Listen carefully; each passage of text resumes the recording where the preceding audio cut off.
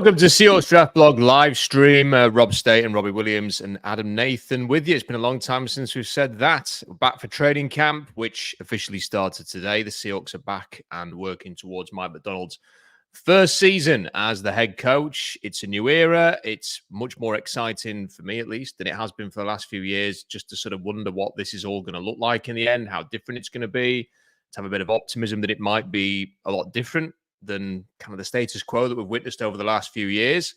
So we're going to get into it. We're going to talk about a number of different topics. I was going to start generally just by sort of asking guys how you feel about the Seahawks, but I think there's something else more pressing to discuss, and that is that there's this report today that Connor Williams has passed the medical with the Seahawks. He is a player who suffered a very serious injury, which kept him out of free agency. He's barely had a sniff until this meeting with the Seahawks and passing a medical. He's somebody who was graded exceptionally highly as an interior offensive lineman over the last few years and could produce and deliver a much needed boost to the offensive line if he is indeed healthy. And the talk is that he has passed his medical. Now, has that come from the agent who wants people to know that he's healthy? Perhaps. But certainly, I think there's a couple of interesting things here. One, that the Seahawks could end up with Connor Williams on a prove-it deal, which would be worthwhile, to see if he can get back to full health, to see if he can improve the offensive line. But it also suggests that they're not entirely happy with the offensive line, which I'm not that surprised about, because on paper, the offensive line doesn't look that great. So, Robbie, what are your thoughts on all of this and what it might mean? Yeah, I mean, it's kind of just what you just said. I don't think they're super happy. I mean, even when they signed Nick Harris, there was just like, is that really a huge upgrade? It didn't feel like it. I didn't feel settled at the center position. So, I mean, to get a guy like Williams, I think, first of all, great last name. So that he's got that going for him. But just, just in terms of like, if this guy comes back healthy, what an upgrade you have at the center position. So I think that says a lot, and I think it's worth taking a flyer on a guy like that. Adam, I think it's Robbie's spot on. It does make me just wonder a little bit, though, if you are looking at seriously injured offensive linemen to come in at this point, and maybe it's just such a good opportunity, and they think, why not? We've got a bit of money. Let's go and see if this guy can come in. But there has to be another side to that. If they thought Oluwatimi was nailed on, this is our guy, I doubt they'd be making this move. And, they brought in Laken Tomlinson to play guard. Connor Williams can play guard as well, I imagine. They brought in Laken Tomlinson. They've drafted a guard who, as of today, and Curtis Allen is there at training camp. He's been saying that Anthony Bradford was starting with the ones. So the rookie at the moment he's going to have to win that job. And at the minute seems to be with the twos. It does suggest that there's still a bit of work to be done here. And the one thing, Adam, that could really derail this offense is the offensive line for me. It just still remains a major question mark. Yeah, I certainly agree. But I think a lot of it depends on how you view the season as a whole and what the intentions are. I was listening to a Seahawks podcast earlier in the week, and they were saying, look, if Seattle just go 9-8 and get bounced out of the playoffs, then you may as well just get hold of Pete Carroll. And I don't really subscribe to that, because I think the whole point of getting rid of Pete Carroll is that you're looking for a change. And I don't think it's unfair to give the new regime, albeit Schneider's still there, but it is a new regime. There's a whole new coaching staff. So much was cleared out. There's loads of new players. Personally, I'm not seeing this as a 1-year thing. And I think as a result of that, I think I'm going to give them the grace of bringing, if they want to make a ridiculous amount of roster moves that they did at the start of the Carroll reign, I think that's fair. And I don't think that we should be too concerned by that, because you look at the safety situation, you look at the linebacker situation, the number of players on ultimately 1-year prove-it deals.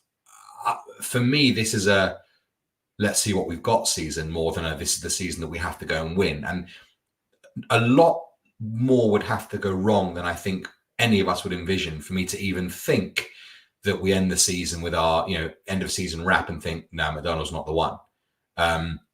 And so for me, do whatever you want to do. Like, bring everyone in. Dion Jordan. Was he the guy they brought in, the old Miami guy? Like, when they had that spate of bringing in players from the first round, like they have the grace to do that now because it's a new regime. Like, it's not Pete. If Pete Carroll was doing it, we're thinking, what's the plan here? Like, where are they looking to go? But I think it's perfectly fair to give these guys the grace of doing whatever they want and pissing about for a little bit and seeing what they stumble on. Because for me, this is not a one-year project by a long shot. Yeah, completely agree with all of that. And I didn't hear that podcast that said that if it's going to be 9-8, it might as well just have Pete Carroll. I mean, I couldn't disagree with that more, because the difference is that with Pete Carroll going 9-8, it's the same thing over and over again. That will be 3 years in a row of 9-8. And at that point, you'd be saying, well, what potential is there of this changing? Is it just going to be 9-8 forever under this regime? Whereas if you have rookie head coach who starts off with a winning season, that would give you some encouragement to go into next year to think, okay, it's fine. It's a winning start for a new regime. It would still be 3 successive 9-8 seasons, but we'd be debating how this staff could take it beyond 9-8.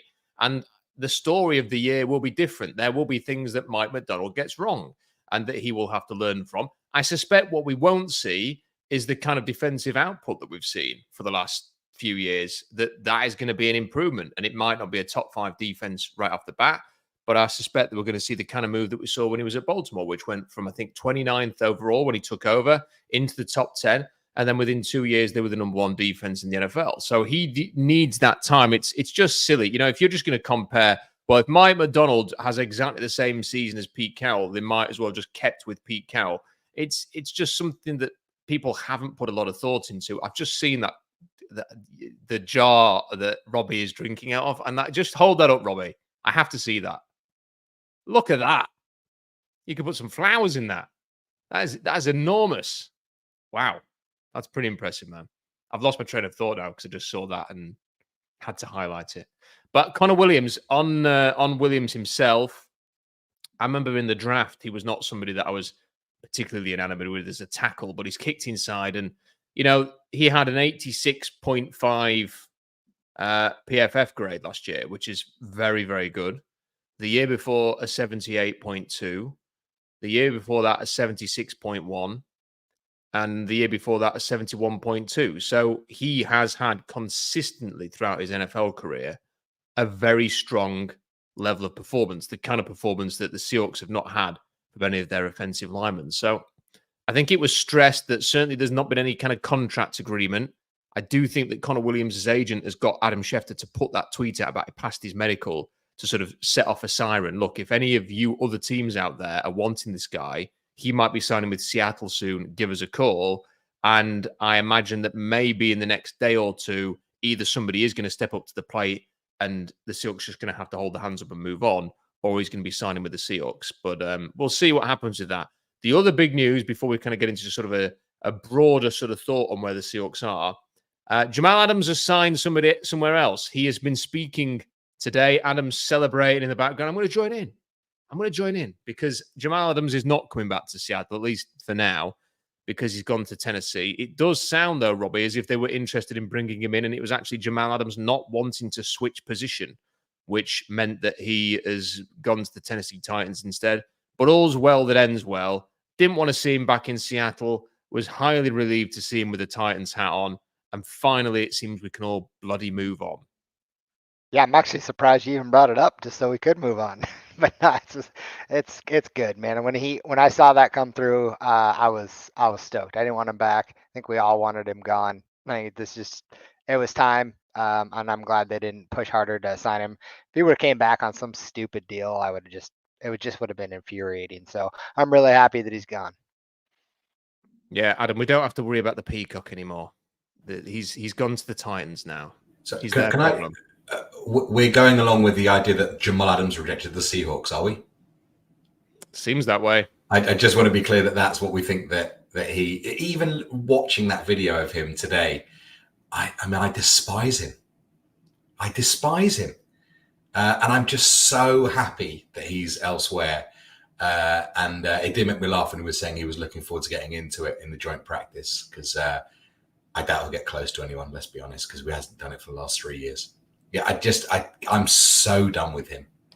Yeah, I just can't believe. Well, I can't believe actually that yet again he has spoken, and nobody's called him out for what happened at the end of the season. I don't know. I've not seen the whole press conference, so maybe somebody did. But if I was in the Tennessee press pack, I certainly would have asked him about what happened there, and made it a bit uncomfortable for him. But you know, I guess that it's too much to ask for journalists to do stuff like ask interesting questions in that instance when a player has signed for a new team. So we all move on from Jamal Adams, and you know, thank good riddance, quite frankly. And I think a page needs to be turned. I mean, this is the part of the problem is that you know people are still talking about bringing Quandre Diggs back as well. You know, let's just move on. You know, there's something about the Seahawks that they have to cling to these old players all the time. It's a new era with a new coach. We need some new heroes now. We need some of the players who are established stars within the team to become established stars in the NFL, to become top players. Well, I'm sure we'll talk about that during the course of the stream. But just harking back to the older players who've been here for a long time, who become fan favorites. No, we need to move on from that. Just a final one on Connor Williams. This is, I suppose, somebody mentioned this in a quote. Let me find it as well here. This might be the bit of the concern, and it might be sort of the tactic that the Williams representatives are using, that if someone like the San Francisco 49ers want Connor Williams, that is like putting out the bat signal for them. He's passed the medical in Seattle. This might all be moving quite quickly. If you want to get involved in this, get involved in it now. So we'll see what happens there. If you have a comment that you want to put to us, if you want to join in, if you've got a question, super chat away, support the channel while you're doing that in the process, and we will read it out. So, Robbie, training camp, first days in the books, but what are you generally thinking about the Seahawks as new head coach, new coordinators? The team's, it's not had a major makeover, but they've made some additions. Some big names have moved on. How are you feeling about the Seahawks right now? I just feel like there's hope for the future again. Like I don't have super high expectations for the season, as Adam was saying. Like there's no reason why to like put all the pressure on him to win, you know, the Super Bowl this year. But I feel like there's an opportunity to continue to grow with this team, and there's something about having a new head coach and a fresh start, and I'm overly just excited about the season to see what they can do. Specifically on the defensive side of the ball, I think there's still a lot of question marks on the offensive side, but I mean, this is where a whole new coaching staff comes in. You know, Ryan Grubb, like, what can he do with this staff, and what can what can he do with these wide receivers and the running backs? And I'm just overly excited just to kind of see how it plays out and how it progresses.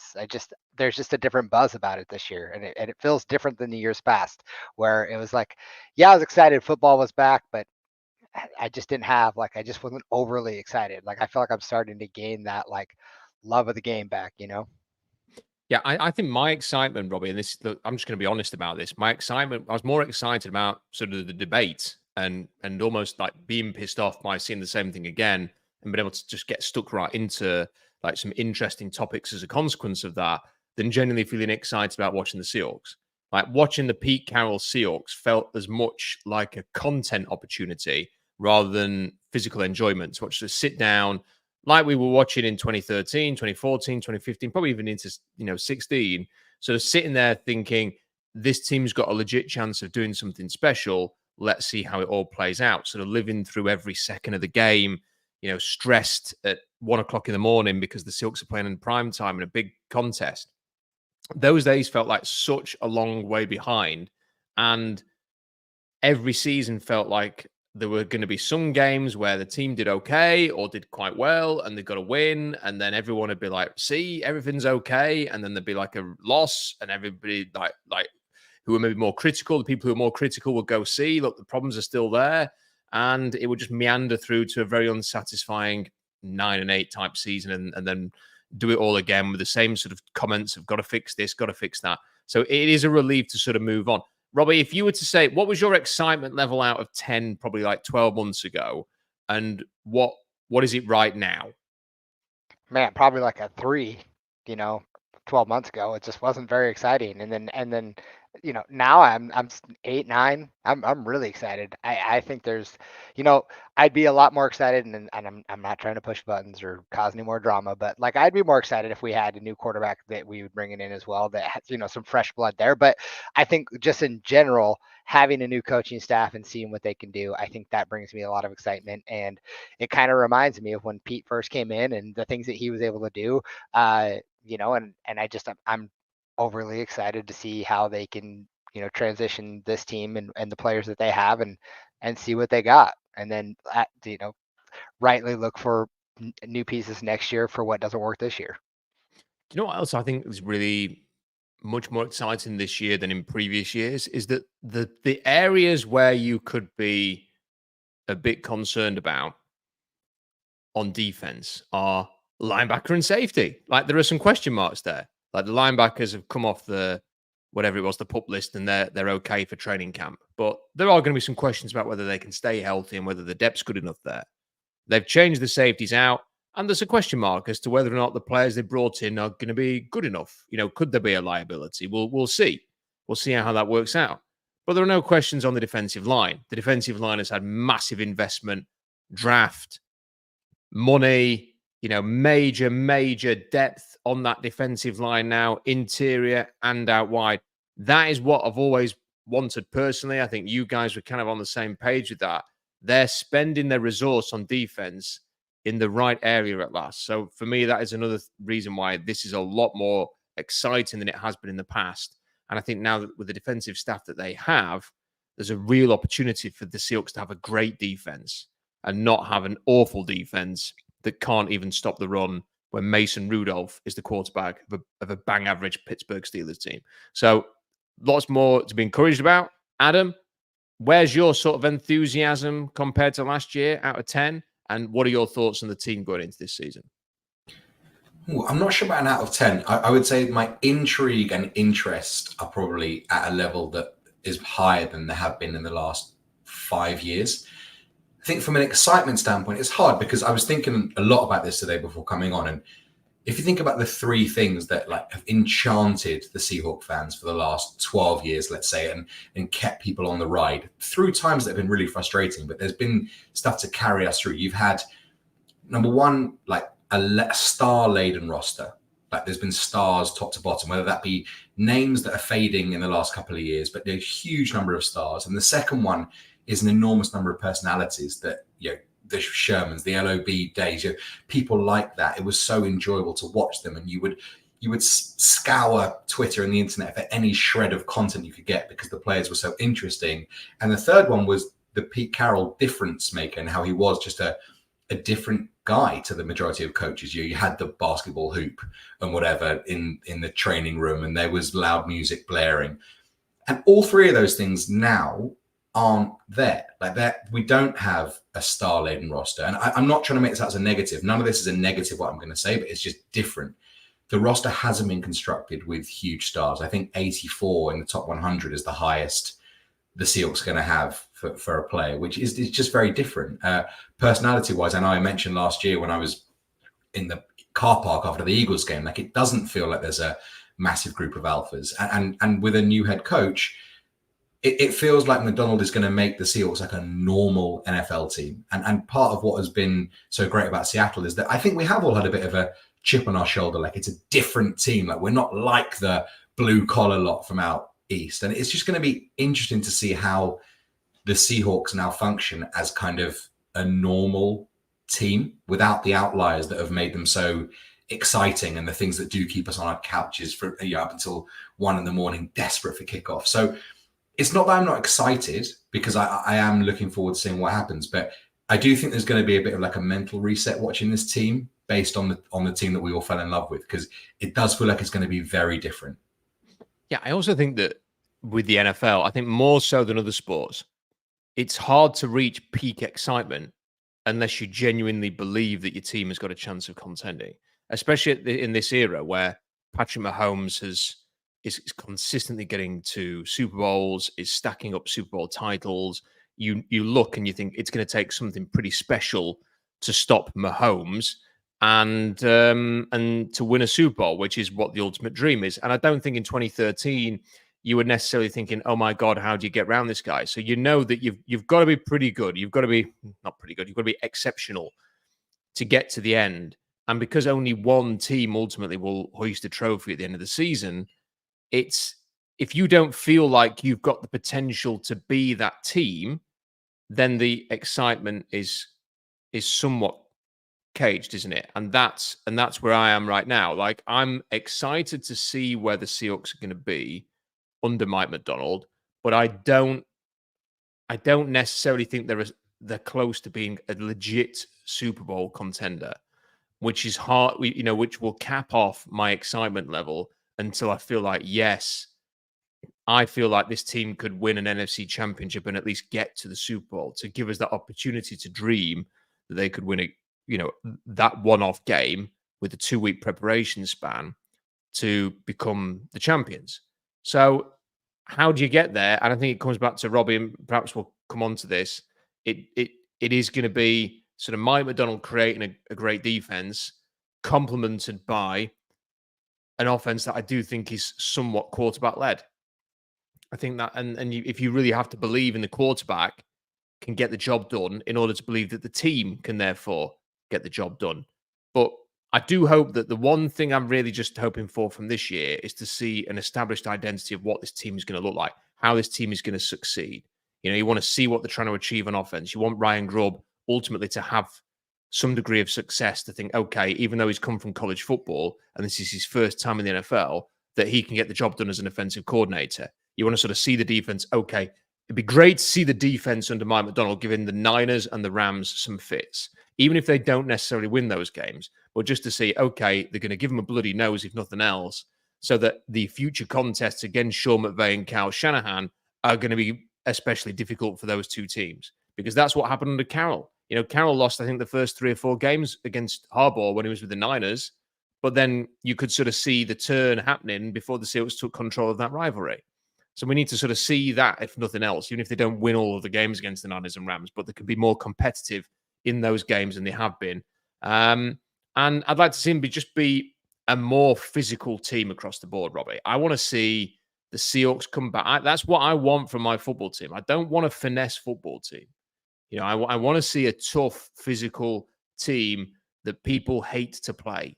That was still the great thing about the Seahawks when they won the Super Bowl over 10 years ago, was that they were the toughest team in the NFL. And I want to see the Seahawks be closer to that than one of the softest teams in the NFL, because it feels like that was completely lost. They've become a finesse, kind of an easy team to play against. They become very easy to play against at Lumen Field. Robbie, I want to see that change. And if anything else, actually, I'd quite like to see a degree of dominance at home with a defensive head coach again. That needs to come back this year. People need to fear coming to Seattle for a road game, because that has come. I personally felt that I completely disappeared. And you could feel it when you're in the stadium as well, because it just didn't have that same energy and anger that I think it used to have.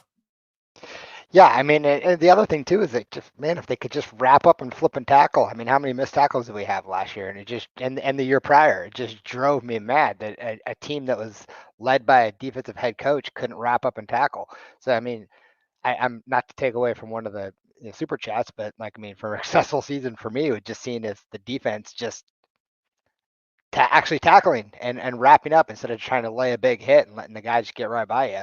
Wrap up, put people on their back, gang tackle if you have to, and make some damn plays on the defense side of the ball. It's not hard to do. You try to make these huge hits all the time and it doesn't work. I just want to see us stopping the run and preventing, yards after carry, or yards after catch, I think, every single time. So for me, that'd be a huge win. I'd like to see that. And I'd just like to see some of that intensity back, as you were saying, get some of that, fire back and get the crowd into it when you're at home. And we have a huge advantage at home. There should be no reason why a team comes in and lays one on us at home. Adam, what team would you like to see this year? What kind of identity do you want the Seahawks to have? I mean, it's probably quite boring to say it, but I do think that the reason Matt McDonald's been brought in here is to build, a phenomenal defense, not just kind of a good one. because I think if that was the case, that there probably were other candidates that we discussed at great length on here that may have been more suitable. But them pitching for him suggests that they want to see a real throwback to the great times that we had as a defensive juggernaut, if that's not too much of an oxymoron, and be so dominant on that side of the ball that the offense can also be explosive, but give them opportunities to win. Like the defense haven't given the offense opportunities to win in the last 5 or 6 years, which was such a hallmark, takeaways and field position. And it is boring field position, but like it did really matter to the great teams. The suffocating defense we used to have. And for me, like the way you justify Mike Macdonald's appointment is that. And there's a super chat question that I can kind of transcend into about which player you're most excited to see. My one is Julian Love, which I know might be a bit weird, but he came as a moderately heralded free agent, sort of stunk the place out in the main last year. But for me, like if he's the guy that can turn into a starting safety and Macdonald can turn him into a guy who is all over the field and is dominant, for me, that'll be like a micro indicator of the reason they bought Macdonald here. And whilst I haven't necessarily got high expectations of like in the wins and loss record, I think that we need to see certain things happen in year one defensively to justify why we're all doing this again. So Adam obviously referenced this super chat from Peter. Big thank you to Peter. Player that most intrigues you all can be a veteran or a new one. Who is the player that intrigues you the most going into the new season, Robbie?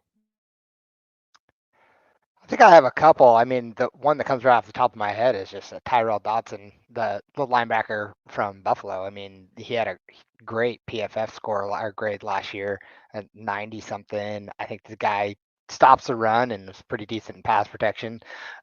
He's just a guy that I think, you bring someone in like that and you give him a chance to be a full-time starter. I'm just kind of intrigued to see what he can do, and see if we got something there. Then something that maybe Buffalo had slept on a little bit, and I think he intrigues me. And the other one I'm actually going to say is Draymond Jones. I just read that they were thinking about putting him at linebacker as well. I think it's interesting that at the beginning of the offseason I was like, he's not going to be a player that's going to be back, and they decided to keep him and move some money around and such. So I think I'm interested to see kind of what Mike Macdonald can do with him, and if he can get back to something like he had when he was in Denver. That's intriguing, because for me he was a total wash, and I was not really excited about him coming back. So I'm just intrigued to see what these two players can do. Somebody just said it's Spoon. Yeah, obviously, I'm excited to see Devin Witherspoon in the second year as well. So those are kind of some of the players I'm really excited to see. Yeah, the Jones one is interesting because, McDonald got Jadeveon Clowney to slim right down. I'm not suggesting that Draymond Jones and Jadeveon Clowney are similar types of players, because they're not. But they got Clowney to really slim down his weight and then played him more off the edge than I think he had done previously. And he had a really productive season. And it does seem as if, just looking at Draymond Jones, he looks lighter. Now, he doesn't look as light as Clowney did, or as lean and as tall and as long, because they've got different body types. But it does make you just wonder, have they seen something in Draymond Jones? The fact that they moved the contracts around suggests that actually they think we can really use this guy and we're going to make the most of that. So I think he is an interesting one. I've got two players who intrigue me as well, one on each side of the ball. One positive, one with more of a negative. So the first one's Byron Murphy, just because, to get somebody who plays defensive tackle with his profile, the Seahawks have not had a player like that in ages. And we've kind of wanted them to have that kind of a player. Now, I'm a little bit suspicious given that, they're not playing the right guard they drafted in round 3 with the Wands, and that Mike Macdonald's already been downplaying Byron Murphy's ability to have an impact in year one in interviews. It makes you wonder if Macdonald is not the kind of coach who is prepared to throw rookies out there straight away and is going to make them earn it. So I do wonder a little bit whether Murphy is going to be as involved as, let's say, Leonard Williams, Jaron Reed, people like that, than perhaps people would imagine for somebody drafted high in the first round. But I'm intrigued to see what he can do in year one, because the Seahawks have needed a player like that for a long time. And then the other player that really intrigues me is Charles Cross, because I think this is make or break time for Charles Cross. Charles Cross has to have a big year. He has to take a huge step forward. I noticed Curtis, who I mentioned, who's going to be doing some camp reports for us on SeahawksDraftBlog.com. He has mentioned that he looks more like a tight end than a left tackle out there. And he's always been light and athletic and light on his feet, but he has never been physically dominant. And that's been one of the reasons that he's had issues at times. And based on what Curtis is saying, it sounds like, he hasn't sort of bulked up. He hasn't been able to have that strength. Now, maybe they can use his athletic skill set in a slightly different way with a new staff, and they can get some more aggression out of him, and he can be the kind of player that they needed him to be, having been drafted in the top 10. But right now, he has been a disappointment. And I think this is pivotal for him. It's his third year. If he can't take a step this year, I'm not convinced he's ever going to take a step. And Adam, they need a top 10 pick on a left tackle. That needs to be a hit. That needs to be somebody who can potentially be an above average player, really good player, who can be almost like a cornerstone moving forward. We haven't seen that from Charles Cross so far. People kind of just assume that he's been decent, but he hasn't been that good. So I think this is a make or break year for him. Would you go along with that, Adam? Yeah, I mean, he's the second highest in terms of position draft pick the Seahawks have had in over a decade? Probably since Russell Okung or Earl Thomas. I mean, like a long time. And I don't think it's unfair that you need to demand excellence from people that you are putting an awful lot of stock in. And that kind of leads me into another guy I was going to suggest. DK Metcalf is probably going to demand top 5 receiver money next summer when will want a renegotiated contract. And I think that the excuses is the wrong word, but it's not unfair to suggest that he hasn't been playing in the most receiver-friendly offense. But I think that's likely to change this year. And if we go on the idea that he's going to demand huge money, I don't think it's unfair to demand huge play this year. Like for me, this is the year where we need to see proper dominance from that position, because that's what he's going to want to be paid like. And he should, by the looks of things, have everything going in his favor: an explosive offense, a quarterback who does like to air it out. Lockett is probably going to be regressing to the point where I don't think you could look at him as the number one anymore. DK should be now coming and taking the mantle as wide receiver 1 and 1A, with Jackson just underneath that. And it's time now for DK to show up properly. And I'm not saying that he hasn't, because I don't think it's all been his fault and there's been systemic reasons, but it's all there for him right now. And he has to grasp the opportunity.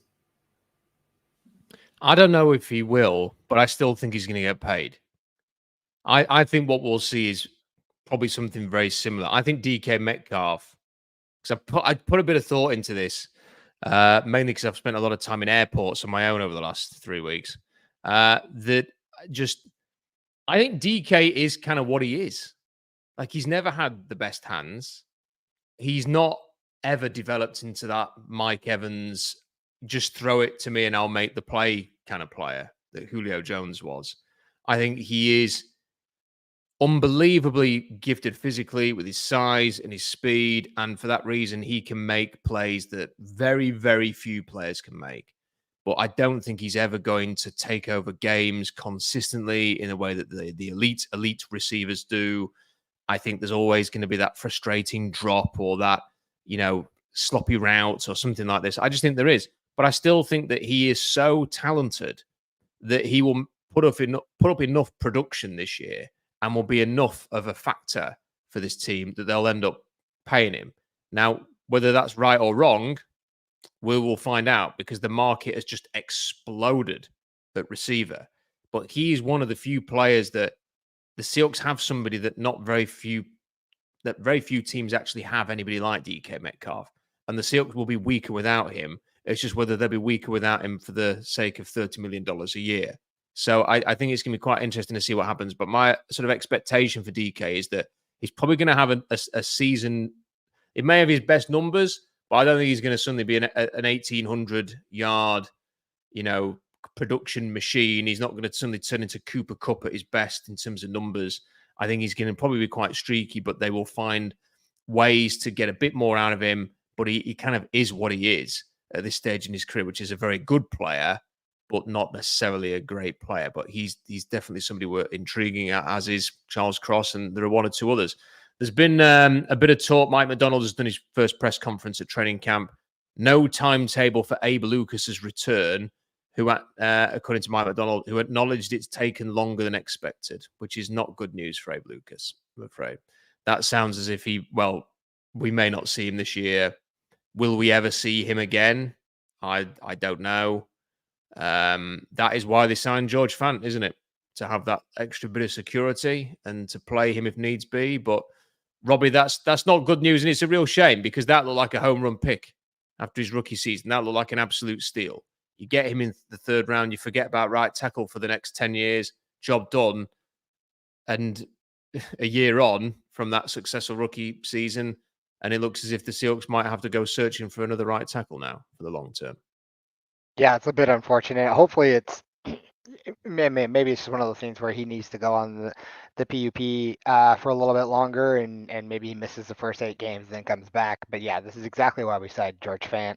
I'd expect to see us playing a lot of 2 tight end sets as well to kind of protect maybe Cross and George Fant. But with that, it is a super big bummer. I really like that guy, and I hope he comes back healthy because he looked like an absolute steal in the 3rd round. Yeah, he did. He definitely did. And it's just a shame because he was such a good pick. And, it was a player that we talked an awful lot about. And it was so good to sort of see him in Seattle. And everything was working very well with him after the first year. And, it's not as encouraging, I'm afraid, off the back of that. But on the plus side, it doesn't sound like there's any other bad news in terms of injuries or anything like that. Seems like everybody's generally out there and working out. So we'll see what happens. McDonald's also been talking. This is from Brady Henderson's been tweeting about this. He said the Seahawks had a great visit with Connor Williams and that he thinks the free agent O-lineman would play center for Seattle if they get a deal done. Said Williams' timetable is up in the air as an unrestricted free agent coming off an injury, but we'll see where it goes. So it certainly sounds like they're interested. They're quite keen on bringing him in, but maybe just sort of due diligence plus at this stage. Getting the information from the medical, let him go away. They've probably got a figure in mind. It's probably not what Connor Williams is specifically after right now. And he's probably just going to keep his options open for a little bit longer. So we will see what happens. And I've just seen this comment from Peter who sent the initial super chat. So I'm going to put his comment up there. We did talk a lot about right tackles in sort of the last couple of drafts, and whether they needed to do something. Was it the last couple of drafts or just the last one? Did they need to sort of think about, here's a player who could be available in round 3 or round 4 because of this situation? And obviously they didn't. But I think George Fant is a good insurance policy for them. So I think that's the good news with that. They're not going to be throwing Stone Forsyth out there, which would be a lot more concerning. But I do think this, when you just look at this offensive line right now, it looks like a problem. Cross is a question mark. Tomlinson's a question mark. The center's a question mark. Right guard's a question mark. Right tackle's a question mark. There is nothing about they're not played together, this group. There's no consistency there. One of the things I was petitioning for during the draft was go and get the Michigan guards to play the side of Oluwatimi, because then at least they've played together. They've won awards in college. There'd be that chemistry there. That might work, but they don't have any chemistry now. Everybody's like, it's a new center. It's a new left guard. It's a new starting right guard. It's a new right tackle. Everybody's coming in to this new blocking scheme, new offensive coordinator, first-time offensive coordinator. The Seahawks have got some weapons. They've got a veteran quarterback, but that offensive line is a massive worry. And hopefully they can bring it together. Other teams have done it in the past. It is sort of somewhat unique to the Seahawks to have consistently the same problem over and over again. Some teams do manage to work things out with their offensive line through coaching and scheme. Hopefully the Seahawks can do that. But right now, it's not an encouraging situation. Another super chat here from Hawks Zero. What makes a successful season for Mike McDonald in your guys' mind? We've talked a little bit about this, but what's a successful season, Robert? Give us a record, give us an outcome.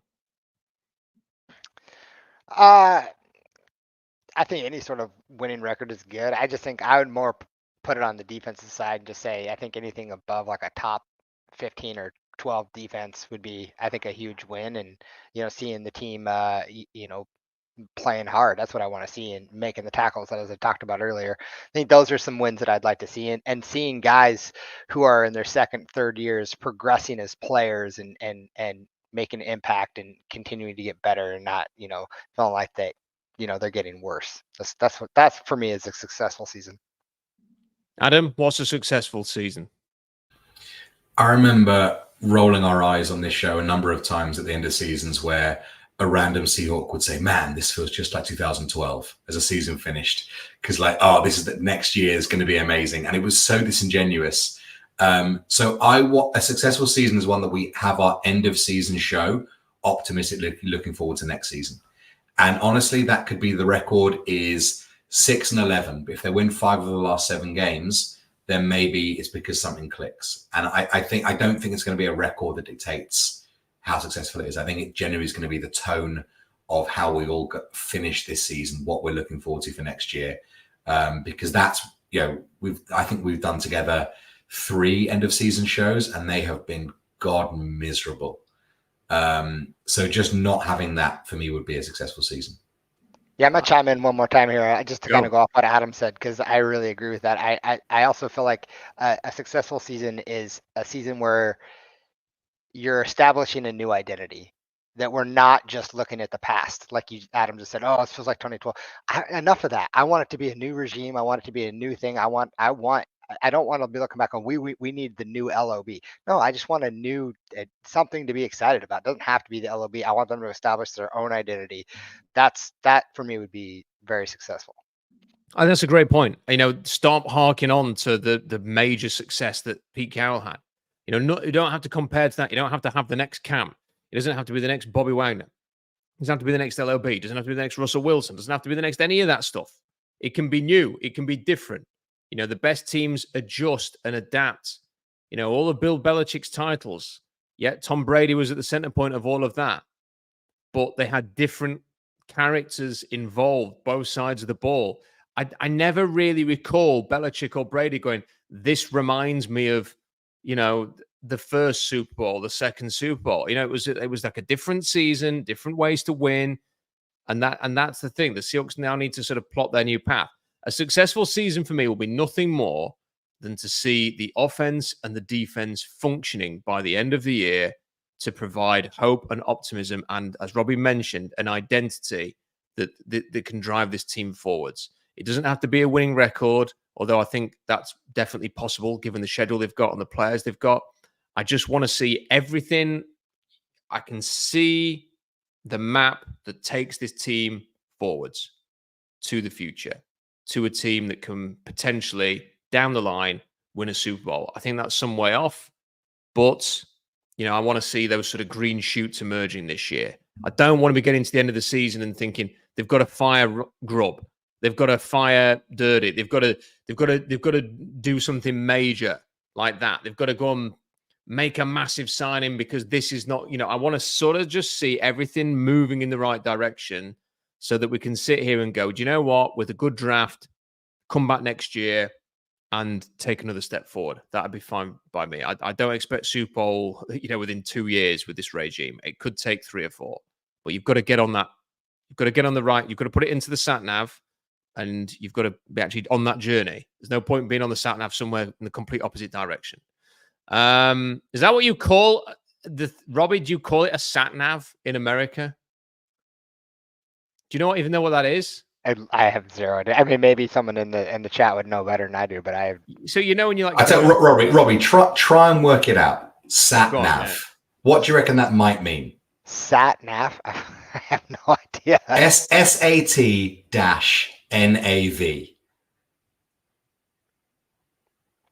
Put me on the spot. I have zero idea. I have no idea. Sat nav. I just thought that was the universal term for that. If you were trying to get somewhere, and you would put like the address into the system, and it would say, you need to take the next right, and then you need to take the next left. And in your car. Oh, like navigation. Yeah. Yeah. Satellite navigation, sat nav. What do you guys call it in America? I don't know, GPS. GPS. Okay, Yeah. fine. I think ours is better. Satellite navigation. Okay. Oh, look at Good. everyone's commenting. Maybe I just don't know it and I'm just a dumbass. I don't know. Okay, cool. Well, we'll establish that anyway in this stream. Here's another one. Hawks fan Mattman. I like this one. Hawks fan Mattman. Thank you for the super chat as well. Joining late. Did you see that Trent Williams is holding out due to contract related issues? Any negative Niner news is good with me. I agree. I think this is. I had a great big smile on my face when I read this earlier. So you've got Brandon Ayuk requesting a trade. That's not going to end up going anywhere, I don't think. So I think someone would have traded for him by now if he was going to be dealt. So the Niners got to make a call. You know, is Brandon Ayuk so good that you want to pay him like legit elite level money? Because it's the worst time to be needing to pay a wide receiver. And they just drafted a first rounder to potentially replace him, and he's injured. He's got a hamstring injury. So they've got that to weigh on the mind as well. Now the star left tackle. Look, Trent Williams is not going to hold out, I don't think, because he may be in the last year of his career. You know, time is of the essence for Trent Williams. This is a power play from him to try and get a bit more money. Otherwise, you know, I'm sure that if he was thinking of like either you pay me or I retire, he would have done this sooner than he has now. But at the same time, it can't help the Niners that they've got this little thing going on here. And Robbie, I think this is indicative of when you pay Christian McCaffrey a new contract and reward him as they have done this year, it's inevitable that the other players on the team, especially someone like Trent Williams, was like, hang on a minute, why is Christian McCaffrey so effective as a runner? It's mainly because I'm playing left tackle. He's then going to turn around and go, what about me? And you're going to have probably a couple more who are thinking that. Ayuk's definitely thinking that. You've got your quarterback in Brock Purdy who's going to start thinking that pretty soon if he has another good year. So I'm starting to wonder whether this house of cards for the Niners could be blown over pretty soon.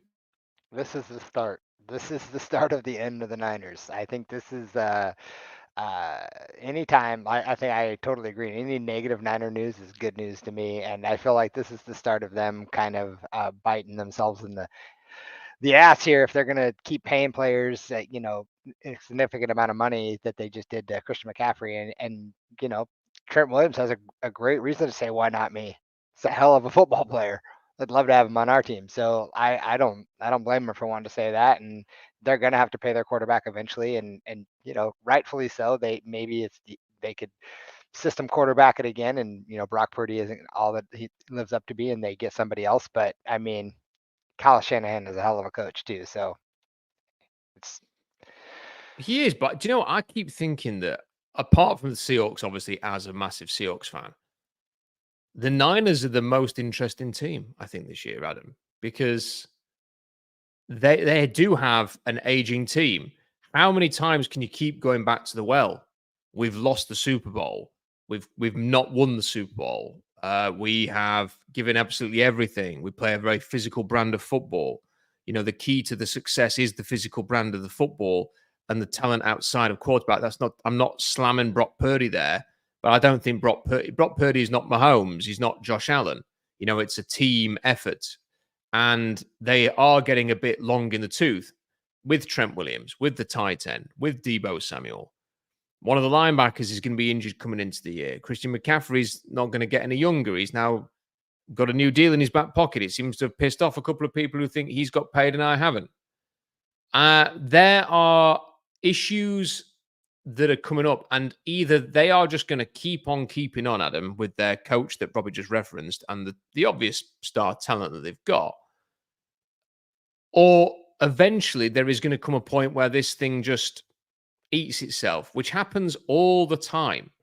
You know, it happens to every team except the Chiefs with Mahomes and Andy Reid, and it's because Mahomes is just so brilliant, they've managed to avoid it to this point. When they've had this could collapse, you know, trading a star receiver, having issues during a couple of seasons now, they found a way through it because Mahomes and Reid are just that good. And the Niners keep on going, especially if the Rams are going to be harder, especially if the Seahawks are going to be a tougher proposition, especially if the Cardinals are going to take a step forward.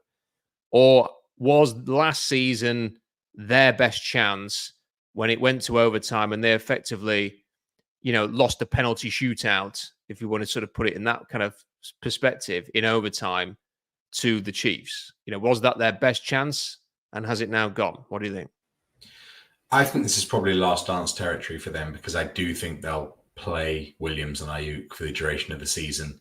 Just because I don't think it will make much sense for them to deal them at this stage. Maybe, if things aren't going particularly well, Ayuk might get dealt at the deadline. But the thing about them is that, they come at it from a very different position to the Seahawks have traditionally, in that they've never really minded the peaks and troughs, system. They've had years with Nick Mullins as quarterback, and they've accepted that when Garoppolo got injured, for example, they just stunk for a year, and that was a necessary evil in order to rebuild. And they've had 5 years or whatever, the bookend the last couple of Super Bowls. I think must be about 5 years, and within that they had a couple of dreadful years, but they built it up again, and they traded a load of picks that ultimately didn't cost them that much in the long run for McCaffrey, and they drafted Hufanga and Fred Warner. They've just found ways to keep rebuilding, and I think that's probably juxtaposing with the Seahawks what we found the most frustrating thing, that we haven't really done anything to plug gaps to get star players in, whether that be the draft or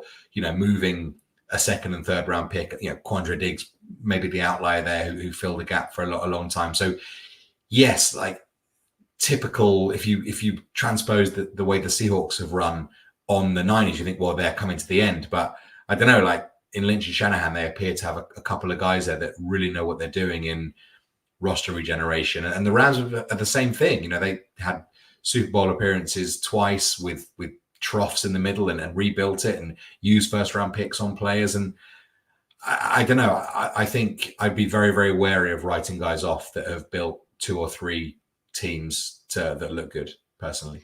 Yeah, absolutely. I think, and that's important to mention, nobody should be writing them off. I find them interesting. I think there is a possibility that they might be closer to a reset than people think. And I don't know if it's this year, but it's not a million miles away. And I think it could be next year, if not this year.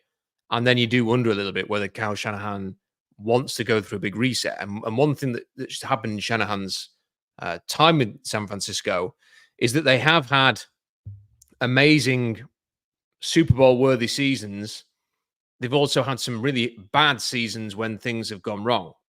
And if they ended up having a bad season, whether that's this year, next year, is that the end of that era? Does he need a break? Do the Niners feel like they need a change? This is a team that had Harbaugh, and when Harbaugh was motoring, you kind of thought this guy's going to be here a long time. Within 3 years, he was gone. So you do just wonder, what could happen for the Niners. That's why they're such an interesting team. It's not writing them off. Just feel that they're a team to watch and wonder what their future holds. Because look, it's not beyond the realms of possibility that McVay will take a break, within 2 or 3 years. And if Shanahan is not with the Niners anymore, this division could change pretty quickly. Or maybe that's just a very positive view of things from someone who follows the Seahawks. We'll see. A couple more super chats for now. Keep them coming in.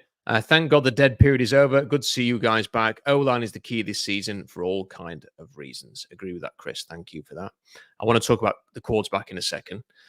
Big Mike says, predict the NFC West order of finish, guys. So we'll do that first. Big thanks to Big Mike.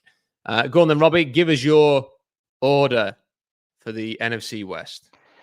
As of right now, I'd say Niners, Rams, Seahawks, Cards. Adam's nodding. Is that what you'd go for? Yeah, ditto. I am gonna, having just said that, I think this could be an interesting season because the Niners will cock things up. I'm still going to put them first because I think you have to see it. I'm just sort of surmising that it could happen. But if I had to make a prediction, as Big Mike's requesting, I'd put the Niners first. But I'm going to put the Seahawks second. I think we have to remember the Rams lost Aaron Donald this offseason. That he's not there anymore. That scary MFer who was there for years, who you could rely on to wreck a game for you, is not there anymore. And I like the players they drafted for their defensive line, but they ain't going to be Aaron Donald. So I think that's going to have a big impact. Matt Stafford is getting close to 40. I think he's definitely towards the back end of his career. Cooper Kupp is getting a bit older. They've revamped the O-line. We'll see if that is a success or not. McVay is obviously a genius. I don't know if you guys saw the clip of him talking about Mike McDonald coming to Seattle that appeared on Twitter the other day. It's a great clip, and it just makes you realize that Sean McVay is special. He's clearly extremely intelligent and very interesting to listen to. And he is, I think he's a better coach than Shanahan, and I think they're both geniuses, offensive-minded geniuses. So I think that says a lot. But I do think the Seahawks might be able to. I think the Seahawks have got a lot of talent. I think it's about somebody bringing it out now.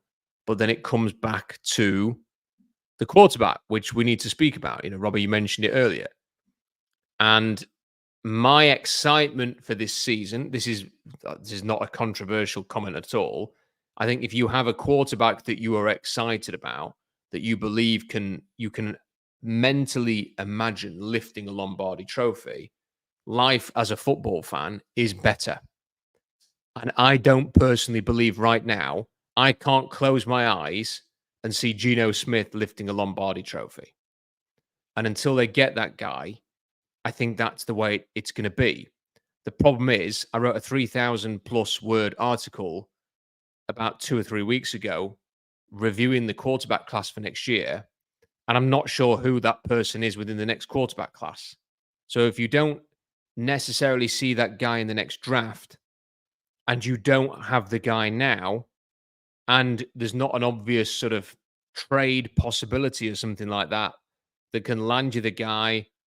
I mean, unless you think Dak Prescott is the guy and you want to pay him a record-setting contract as a free agent next offseason if he gets out of Dallas, it's very hard to imagine what the future is at quarterback. I think that's why they traded. Another reason why they traded for Sam Howell is just give them somebody they can work on this year. Although all of the talk from camp today, from the journalists and Brady Henderson, etc., is that Sam Howell is well behind Geno Smith still. So there's not even a competition at this point, that he's well behind. And we do have to remember that Sam Howell threw 21 interceptions last year, which is remarkable, whatever you think of the offense and Eric Bieniemy's system there. So I don't really know what the answer is. And I'm happy to sort of run through some of the draft stuff a little bit. I think that's a conversation for another day. But Robbie, the Seahawks quarterback situation is far from the worst in the league, but it's far from one of the best. I think they've got, Geno Smith, my expectation this year is going to have some games where he looks really good. And the people on Twitter who love to talk about Geno Smith in a positive sense are going to be tweeting at 100 miles an hour when those games happen. But then there are going to be games where Geno Smith plays like Geno Smith has played in his career, where he has cold streaks as well. And that could be like a whole half where he just can't move the ball. Or it could be sort of 3 or 4 games where he turns the ball over or has a lot of turnover-worthy plays. And I think it's going to be more of the same from him. And that means that the Seahawks ultimately are going to have their potential capped as well, because I don't think he's going to ever be able to take them to where they want to get to. And I don't think this GM and his head coach necessarily, I think they think that he's the best for now, but not the best for the long term, which is why what we saw during the offseason with the way they talked about Geno Smith and some of the reporting that was about Geno Smith being a potential trade option for teams from Adam Schefter, certainly they had a good look at their options this offseason and then settled on Geno Smith. And then the language changed about him being the guy and stuff like that. So I think they're keeping their options open. I don't think they're entirely convinced. I think he's going to have a mixed season, a hot and cold season, as we've seen the last 2 years. I don't see him winning the Super Bowl for the Seahawks. What's your take on the quarterback situation, Robbie? Yeah, I mean, one of the reasons I'm so excited for the season as well, and it has nothing to do with the NFL, it has to do with the college season, just for the simple fact that I'm excited to see the quarterbacks, because every year there are players that come out that could be the next Joe Burrow or someone like that. And your last write-up that you did about the quarterbacks, I thought was fantastic. You've got me pretty excited about that Max Brosman guy, or say the last name again, Brosmer. Did I Yeah. say it wrong? Brosmer. No, Yeah. it's fine. Yeah, and then I'm still intrigued by Tyler Van Dyke. I'm excited to see what he can do in a different getting out of Mario Cristobal's stupid offense, and Riley Leonard. Like, there's just players that I'm intrigued just to kind of watch over the college football season to see what they can do and potentially be fits for the Seahawks. Listen, if for any reason that Geno Smith is holding a Lombardi trophy for the Seahawks in the future, I think you have to put a lot of that on Ryan Grubb being a hell of an offensive coordinator as well, or the players around him. And can he do it? I don't see it. I have a hard time, like you said, visualizing that. And there was something about Russ where you could just tell, like you could see him holding up a trophy. And I don't know if it was just the people around him or just the way he played, but I just don't see that same thing with Geno Smith, and I certainly don't see it with Sam Howell. Yeah, so my take on the quarterback position, it's incomplete. We are still missing that piece that we need, and I know that's going to piss off a lot of Geno lovers. And I'm not trying to knock on the guy. I think he is what he is, and he is a good transitional quarterback for us, but he is not a long-term solution. And Adam, my biggest worry, I want to get your thoughts on the quarterback position, but my biggest worry is that I actually, because we kind of joke about it, that John Schneider says we go into every year with the intention of drafting a quarterback, and then they never bloody do. And, you kind of think, okay, how seriously are they actually taking the intention of drafting a quarterback? But I do think that maybe John has been a little bit picky. I also don't think he's necessarily passed on a load of quarterbacks. I mean, it's very hard to think of quarterbacks who he's passed on that you think, I wish he'd taken a chance on them. But it's the fact he's not taken a chance on anybody, which is interesting.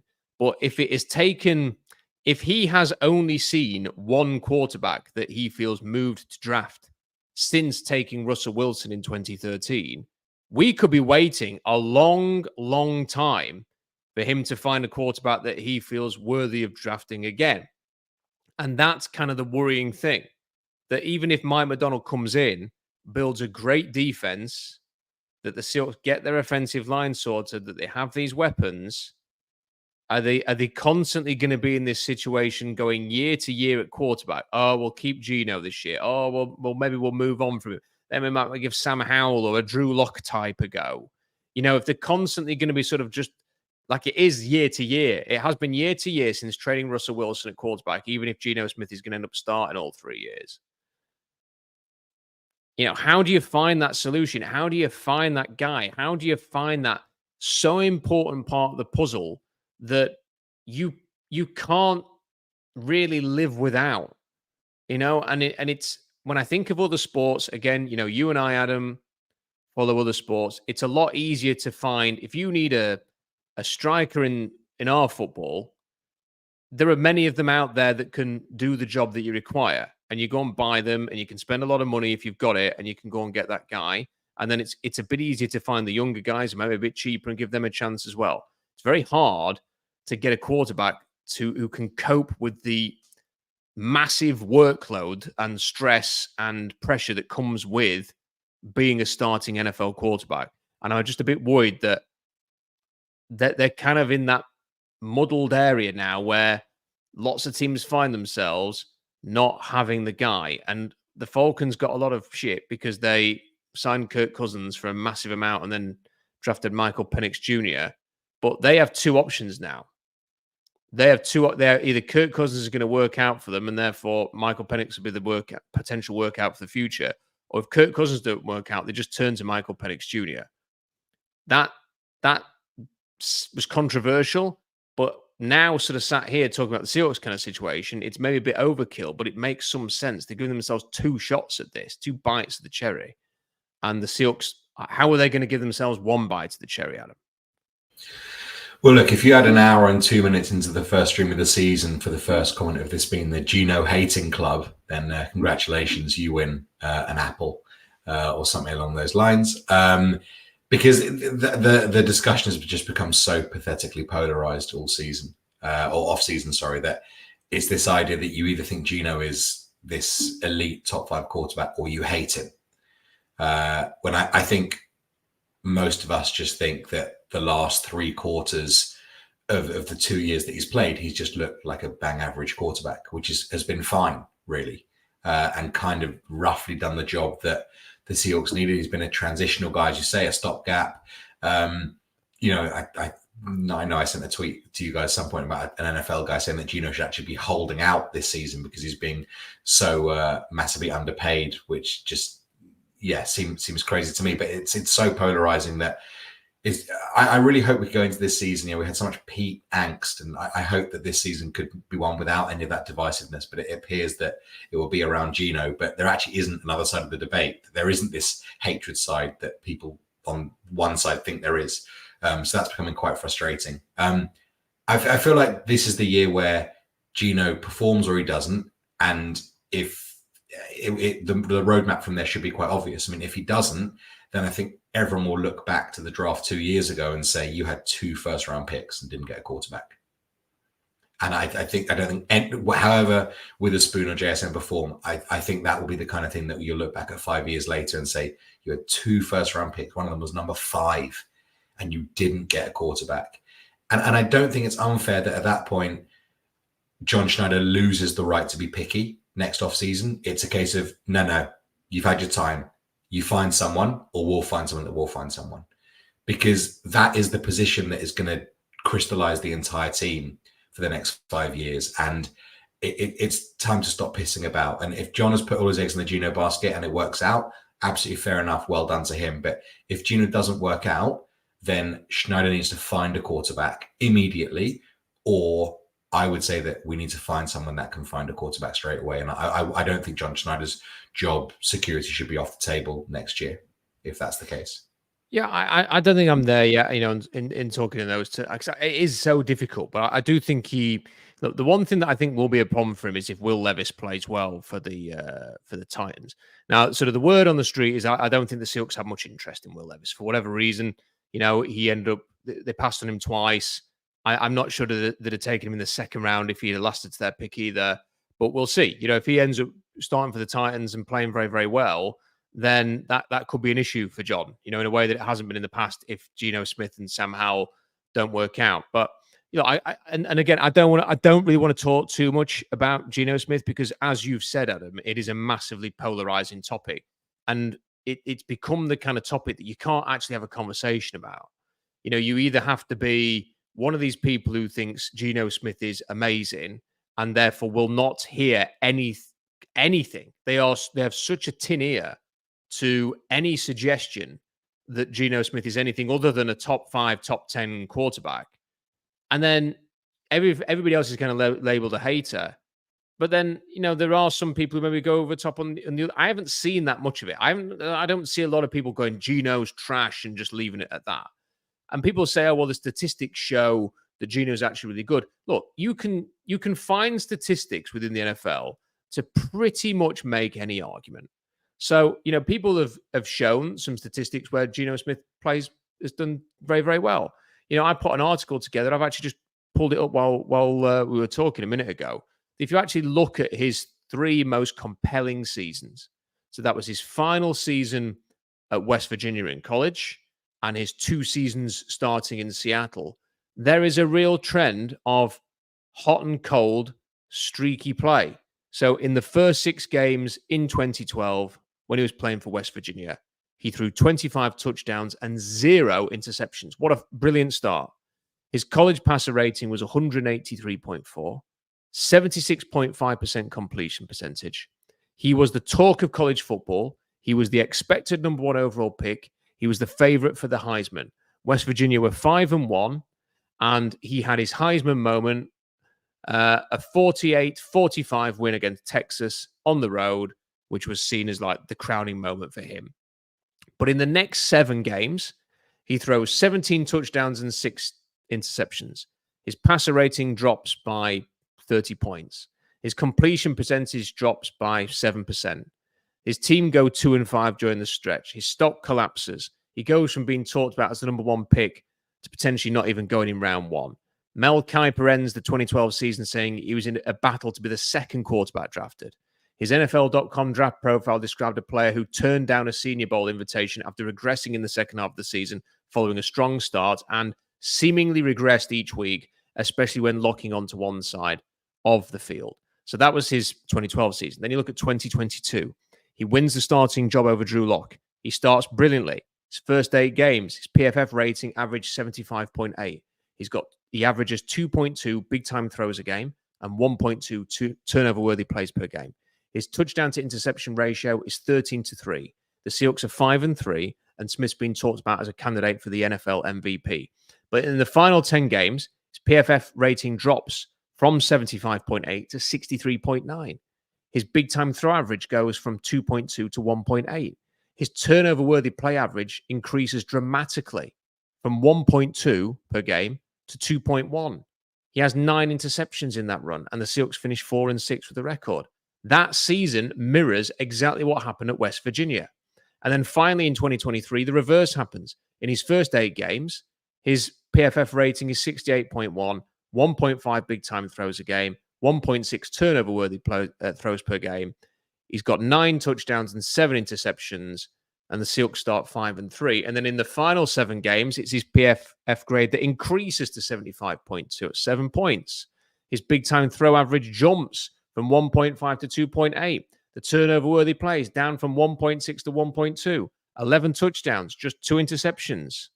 He actually improved considerably at the end of last season. But this is who he is. So you can find statistics that say he does this particular thing very well. He does this very well. You can pin the blame on everybody but him. You can say, well, the offensive line wasn't very good, or this didn't happen, or the play call wasn't very good. You can run through, as Hugh Millen does all the time, that he was 17th for touchdowns, 12th for QBR, 17th for passer rating, 16th for yards passing, 21st for touchdown percentage, 19th for completion percentage, 13th for yards per attempt, third down conversion, 27th. Not all on him, but there are statistics out there that can paint him in the best light. There are statistics out there and arguments that can paint him to be what I think he is, which is an average quarterback who will have ups and downs during a season. And I don't think there's anything wrong, Robbie, with painting that picture. And I think it has to be heard, because I think there are fans out there who over the years have latched on to coaches and players and have almost become stands for them a little bit. They've kind of gone to bat for those players, and you can't really have a fair and balanced argument, because Geno Smith is not a bad player, but I don't think he's a great player, Robbie. Yeah, I don't think there's anything wrong with saying that right there. He's not a bad player. But you could also say he's not a great player. Some people say he's a great player and want to argue that point, and that's fine. That's their prerogative to do that. But at the same time, you can't blame us for wanting something more. You could say, all those things and say, it's defense fault or O-line's fault or whatever the case might be. It could be that the other team has figured Geno out. Maybe they figured out our offensive scheme and we're able to balance against that and put, different a defensive line look or whatever it might be, and made it harder on the team. I mean, we win as a team, we lose as a team. We can't put it all on one player. I know that. But I don't think there's anything wrong with wanting more from your quarterback position. And this is part of the problem, I think, a little bit here is that, Adam, I've seen this comment here. Competent people think Geno is a top 10 QB. That's enough for me. But define competent people. This is what is a competent person. If I think that Geno is the 11th best quarterback in the NFL, am I sufficiently competent enough to be taken seriously, or does that make me incompetent? Because I don't agree that he is a top 10 quarterback, and I think you can quite easily run through the list. Josh Allen, Patrick Mahomes, Lamar Jackson, I think you'd say are better than him. I'd say Matt Stafford is. I think Dak Prescott has played Dak's PFF grade was 90.0 last year. I do think that he is someone who's played better by and large. Jared Goff had an 85 points. He just had a big contract. Probably should have been in the Super Bowl, but for an epic collapse on the other side of the ball. Is Justin Herbert better than him? Is Jordan Love better than him? Is CJ Stroud better than him? Jalen Hurts has been to a Super Bowl, had a crap year last year, but is he better? That's already 10 quarterbacks. That's not mentioning Joe Burrow, who spent most of last year injured. Is Trevor Lawrence, he had a bad year last year, but his PFF grade was very similar to Geno Smith's. Cousins, Tua, are they better? Or are they the sort of same kind of bracket? like there's nothing wrong with saying, well, I rank Geno Smith, but it's not obvious, is it, Adam, that he's a top 10 quarterback? I think he's probably somewhere between 12 and 17. I think that's probably a fair sort of suggestion for where Geno Smith is.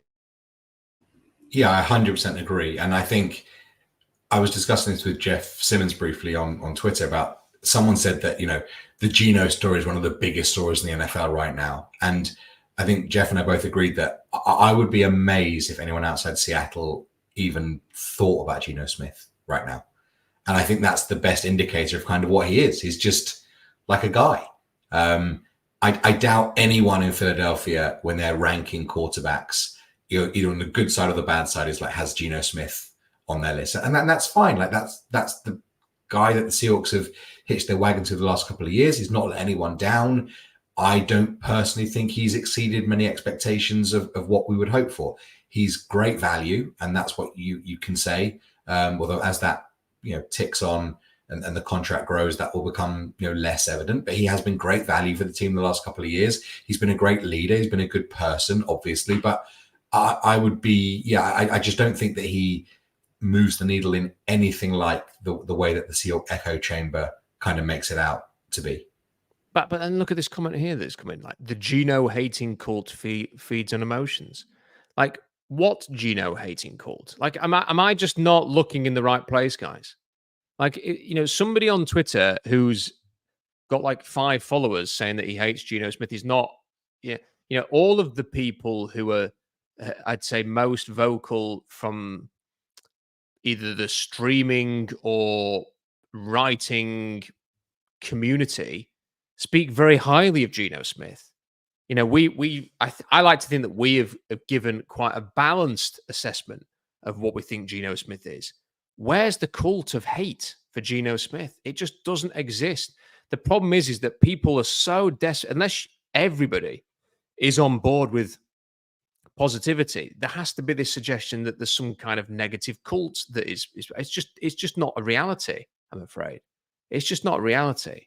And I also think that with fans, especially at this time of year, we will go in search of anything that makes you feel better, that makes you feel positive, that makes you feel good. And there's nothing wrong with that. I'd never suggest to fans, don't be positive about your team. Don't pay a bit more attention to the article or the tweet or the video that says this player is really good. If that's how you want to feel about the Seahawks on July 24th or 25th, as it is for us here in the UK, like, knock yourself out, go for it. But that doesn't mean that it's necessarily an accurate portrayal of the situation. Geno Smith has been a career backup. He has had 2 fluctuating seasons as the starter in Seattle. His final year at West Virginia, which made him a second-round pick, was similarly fluctuating. That's kind of what he has been in his career. And I'd love for that to change. And listen, I did a whole video saying I was wrong about Geno Smith in his first season as a starter. And probably with hindsight, that was a premature thing to do a video on, because he then presumably, went on to have a fairly mediocre second half of the season there. If he is amazing this year under Ryan Grubb, I'll be the first to say fantastic, delighted for him. So, great. But, come on. I mean, I just don't understand the need to go to war on this topic, and I don't know what will happen. Robbie, have you spent any time looking at the quarterbacks at all? I mean, I've just very quickly on this, like when you actually look at the quarterbacks for last year, I don't find it very inspiring. People are talking about Carson Beck as a top 10 lock at this stage. Carson Beck to me is a very unexciting quarterback prospect. Like, he's just somebody who is neat and tidy, plays for Georgia, he has the benefit of a great roster. I think he's fine. I think in many other years you would not be talking about him as a first round level talent. I do not think the Shadir Sanders stuff off the field can be ignored, with his dad, very noisy dad, very opinionated dad, going on Twitter Spaces and slagging off ex-teammates and who've moved on to pastures new from Colorado wasn't a good look. There's a lot of players who are getting pumped up too much. Jackson Dart, I would say Cam Ward is quickly becoming one of the most overrated players ever, that people are talking about him as a Heisman possibility and a possible high round pick. Riley Leonard has got to become a quarterback, not just an athlete.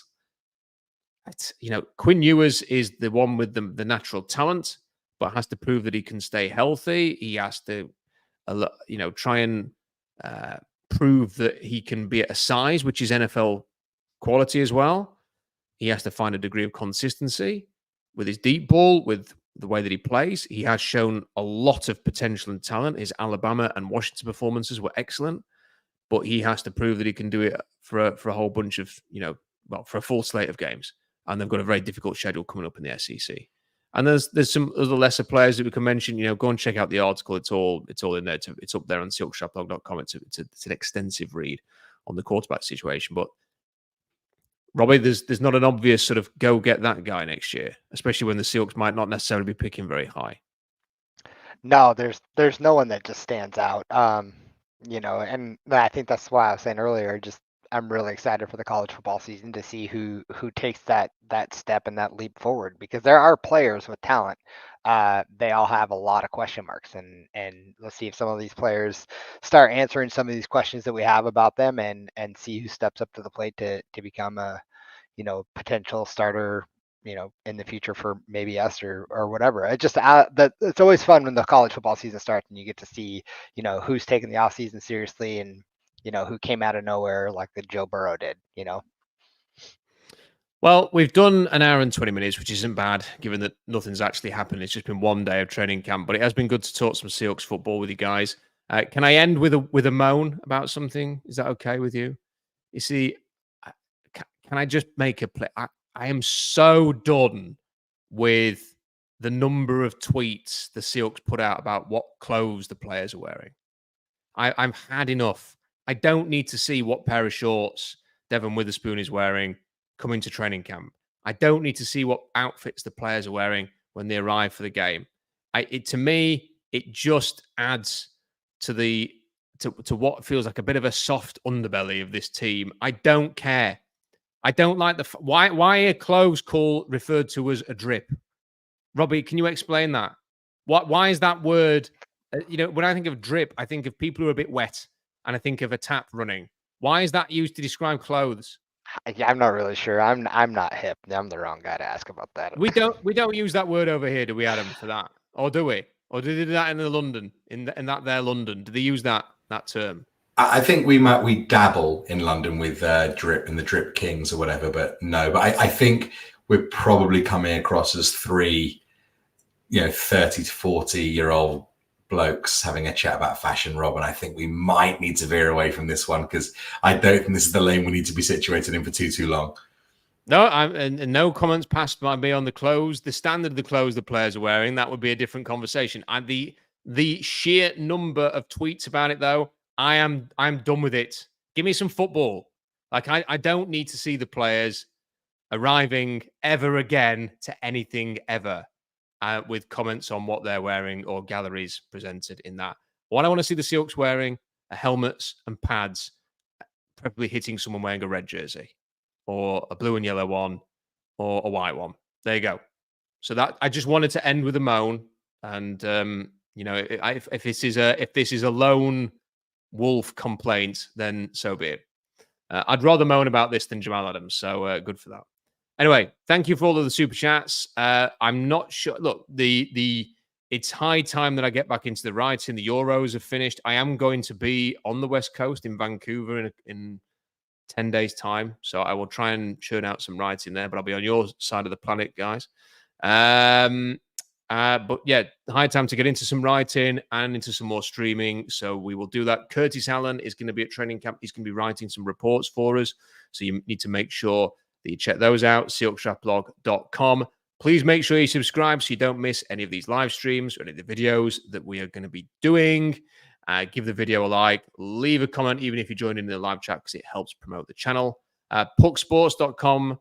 I'll be doing my latest hit with Puck tomorrow as well. Make sure you check that out. Until next time, bye for now. Robbie and Adam, great to see you guys. We'll see you next time.